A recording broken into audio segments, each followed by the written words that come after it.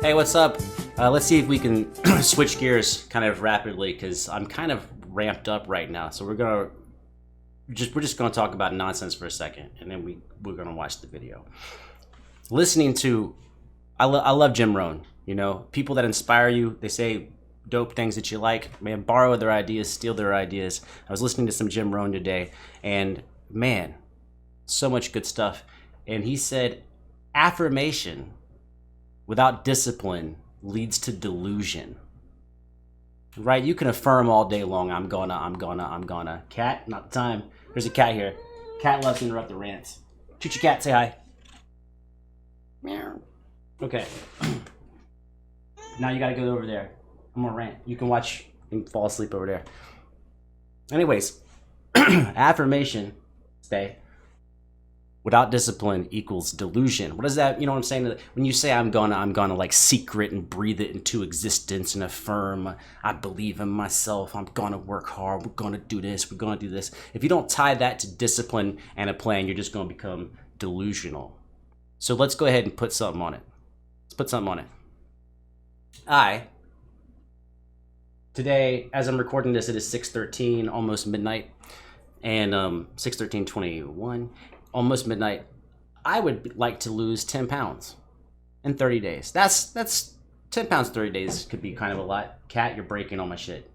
Oops. I know y'all want me to keep it PC. Now I'm not telling you that fishing for compliments. I don't want someone to go, you look fine, or you don't have to lose 10 pounds, or no, that's not what I'm saying. That's not at all why I'm doing it. I'm doing it so that way I said it out loud to you, that's what I want to do. So if in 30 days I'm not even close to that, then that means my plan is bad. My plan stinks. Choo-choo. I will lock you out. I will lock you out. Do you want to be locked out? So anyways, it's just, I probably seem like frustrated. I'm not frustrated at all. I'm very happy. I'm very energized. And yeah, just kind of going like, preparing yourself mentally for the work that you got to do, whatever it is. The work has got to be done or else nothing happens. So like, I don't like to say things and they get all happy.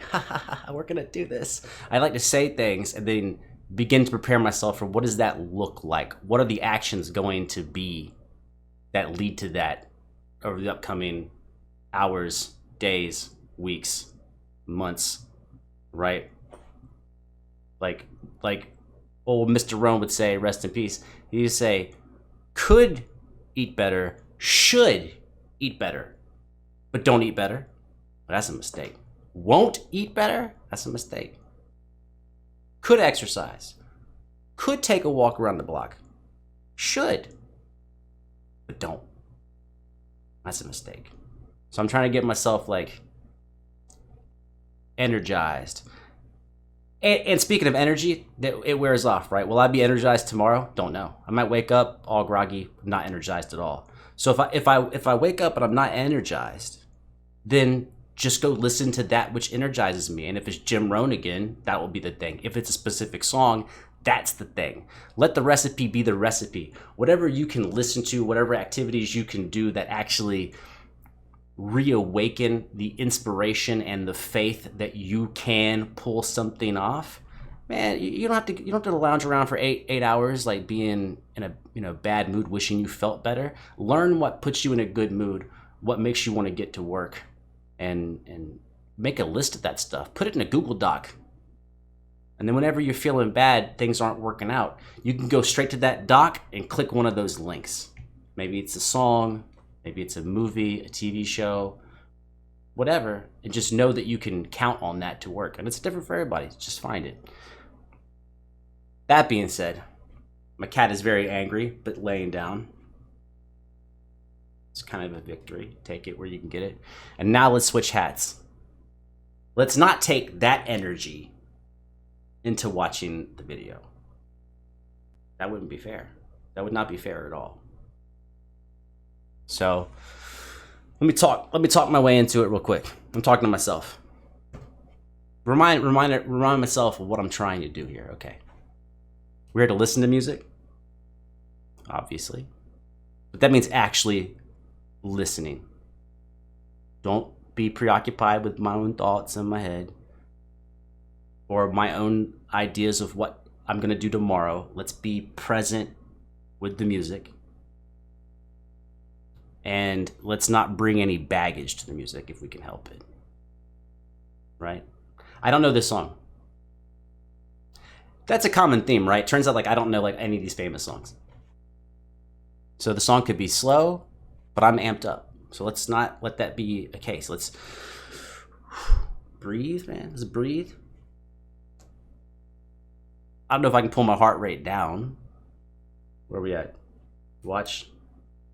74 is not that high. And let's just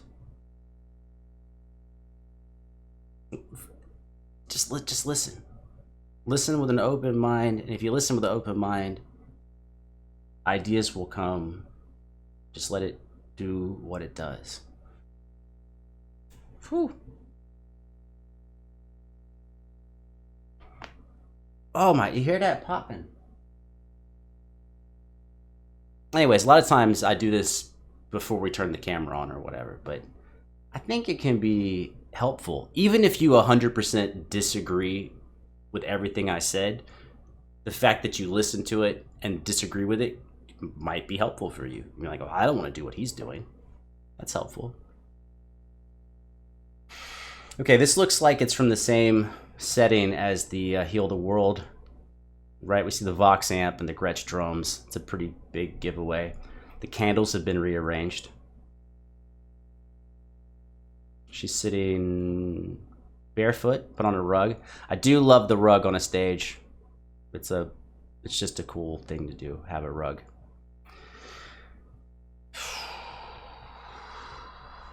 All right. I'd ask you what you think, Kat, but you seem kind of like sour right now. Let's go.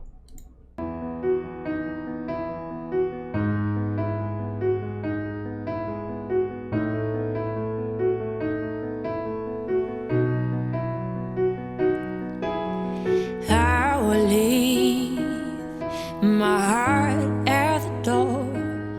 I won't say a word. They've all been said before, you know. So I don't wait. Just play pretend like we're not scared of what's coming next. We're scared of having nothing left. But don't get me wrong, I know there is no tomorrow. I ask, is if this is my last night with you? Hold me like I'm more than just a friend. Give me a memory I can use.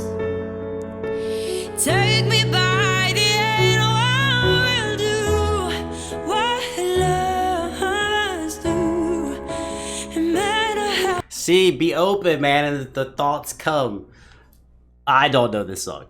I'm almost positive I don't recognize it at all. But the lyrics are 100% sad. To me, they're sad. This is a sad song. Oh, here's one of them things. If you want to be like very polar whenever you're working on material, just go happy song, sad song. Obviously, there's many degrees in between, but if you had to put it in a bucket, is it happy or sad? Now, obviously, we're very early into the song, but to me, it's a sad song. But the music, passionate? Sure. Is the music sad? I don't think the music's sad. So that's all of a sudden like a head scratcher. The song seems like it's a sad song, but the music doesn't seem sad. And the singing doesn't actually seem sad. So I wonder like if the verses are going to change. You know, a lot of times in these types of songs, if the verses are storytelling, it can't, I don't know yet. I've only heard the first verse, but a lot of times in really great pop music, country music, the verses tell a story. The story develops across verses. So maybe, I don't know what's coming. You know what I mean? Well, I mean, I obviously don't know what's coming, but it could be Whatever. Let's find out. How this ends, 'cause what if I never Oh, let me back up. love us through? And matter how this ends, 'cause what if I never love again?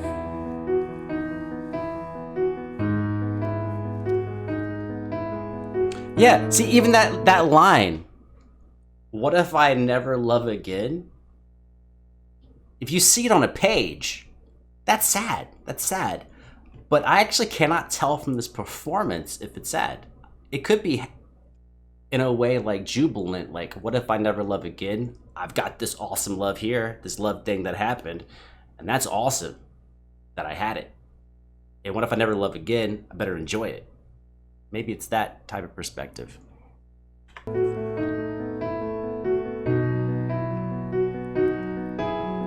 I don't need your honesty.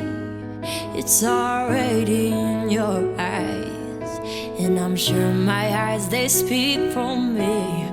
No one Good knows. lyrics. It's really good songwriting. Just saying, man. Sometimes like so much music is just based on catchiness, but that's great writing.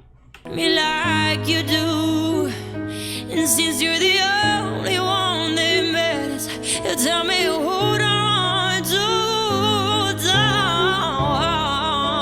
Don't get me wrong, I know there is no tomorrow. All I ask is if this is my last night with you. Hold me like I'm more than just a friend, and give me a memory I can use. Take me by the hand, oh, I will do what lovers do. No matter how this ends, 'cause what if I never love again?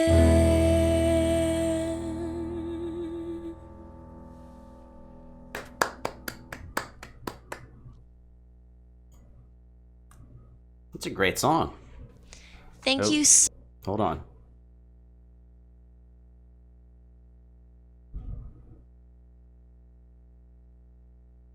I imagine that song is a #1 hit. It has. I assume it has to be. I haven't heard Adele's version.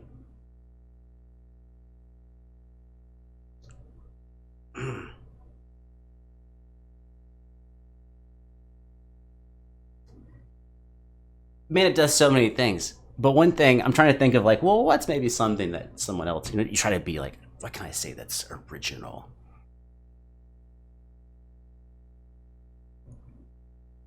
I think a lot has to go into the actual, I give Angelina all the love in the world for her execution of the song.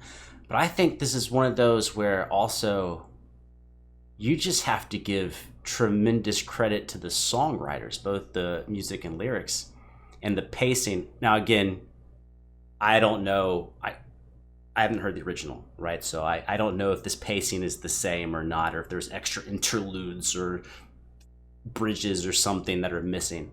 But in this version, the pacing, like how quickly we move from thought to thought, from the verses to the chorus, and how much time is in between those, and how I would say take comedy, man. I love comedy. I love comedy, man. If I could have a reaction channel to comedy, I don't think people care about watching me watch comedy. I'm shocked they want to watch me watch anything, but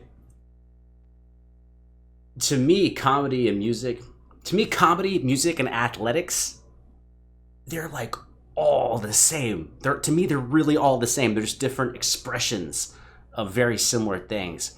It's talent, preparation, efficiency, attention to detail, repetition. I mean, sheer hours of repetition. How long does it take from someone to go from rookie to successful? It's a breathtaking amount of time. And the writing, man, like the pacing, like I don't feel like any of the words didn't belong. So let's go back to the comedy thing. I don't know who you like. You like Seinfeld or Dave Chappelle or Bill Burr, or maybe someone older back in the day, you know, Richard Pryor, Steve Martin, somebody, Martin Short, whoever. But what they do that you don't notice, because that's part of great preparation and great planning, is that the audience doesn't notice. The audience notices what they feel, and they notice you doing a great job. But it's the lack of extraneous stuff. You've taken that which is unnecessary and you've removed it. And so here, I feel like the words, this is the lyricist, right? I mean, Angelina didn't write the song, I'm assuming. Maybe she wrote, I mean, I don't know. You can't ever know for certain. I mean, you can, because you already know, but I haven't done any research. Every word belongs. There's no extraneous filler material. So the plot is just constantly moving, kind of like in a movie where, you know, a director goes, oh, this scene can come out, because it's not really advancing the plot, it's just taking up time. Yeah. Great job. Of course, a great job, but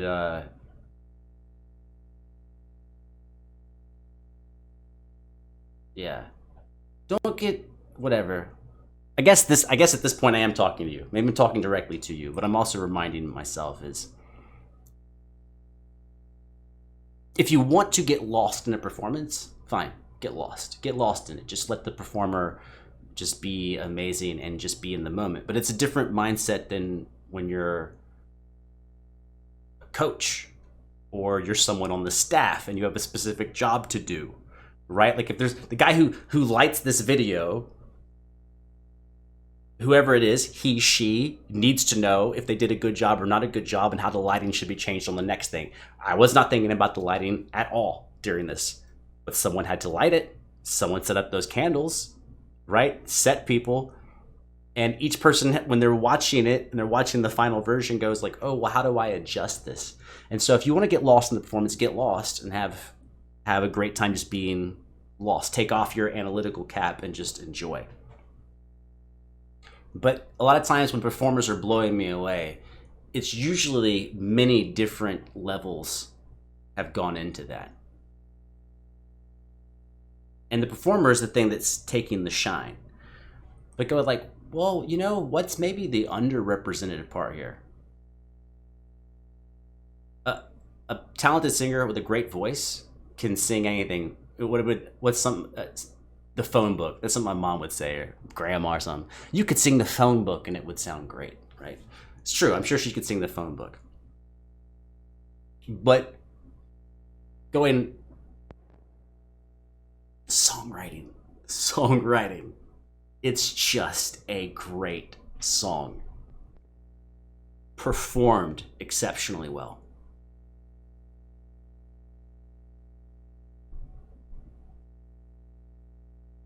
Yeah. If you've never read any songwriting books, I haven't read that many at all.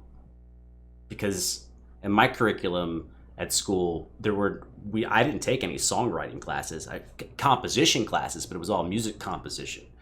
And if there were lyrics, the lyrics were set. We weren't allowed to change the lyrics. We had to paint compositions to match the lyrics if we were doing something set to lyrics. But the little bit of reading on lyrics, man, if you can find some before and afters of hit songs, the actual song that was written first, and then the actual version that made it to the album, and why they made certain changes in the lyrics, cut out sections, cut out sentences. Man, I think it gives you a lot of appreciation for the craft of just lyric writing. Anyways, go on tangents, man. It's what life is. Life, if you love music, if you love music, you're a performer, you're an educator or whatever, you don't fall into the trap of thinking it's all music. It's not all music. It's life, right? Music is an expression. Music is an expression from the individual making it, performing it. And if you're not living life you're gonna lack that other half of the thing, you know. I mean, I've gone through it. I don't know if you have, where you have a deadline or some big goal or some opportunity, and all of a sudden you're practicing, you know, some stupid amount, 6, 8, 10, 12 hours a day. But then the humanity in you gets kind of sucked away because you're not living, you're not talking to people, you're not doing anything. You're just in a room constantly trying to refine these things, woodshed stuff. And without something in you to express through the music, the writing, the directing, whatever it is, whatever your craft is, without something that has been happening to you, it doesn't have to be terrible or tragic. It can be great. It can be something great that happened. But that energy, that experience gives a different dimension to your music. It's why robots don't work when it comes to music. I can't believe we're going on this many tangents. You can look it up. I don't remember the study. It's definitely at least a few years old, where they took, I want to think it's piano music. Doesn't matter for the example. Doesn't matter. But they had a whole bunch of robots, like synthesizers. Not synthesizers. Synthetic productions. Whatever. Automation of the music. Right? Where they could automate in everything. Vibrato, tempo, and make it perfect. And then they also had a bunch of human recordings, and they mixed them all together, and they had all these, you know, control groups, study groups, whatever. The robots never won. People didn't know. There's a slight imperfection to humanity that makes it awesome. Striving for perfection leads to great outcomes. Well, if you put the work in it and all that shit. But actual, quote, perfection, it's no good. It's no good. No one can relate to perfection. Life, man. Anyways. Hey, we did another one. Give yourself a round of applause. We made it. Let's go.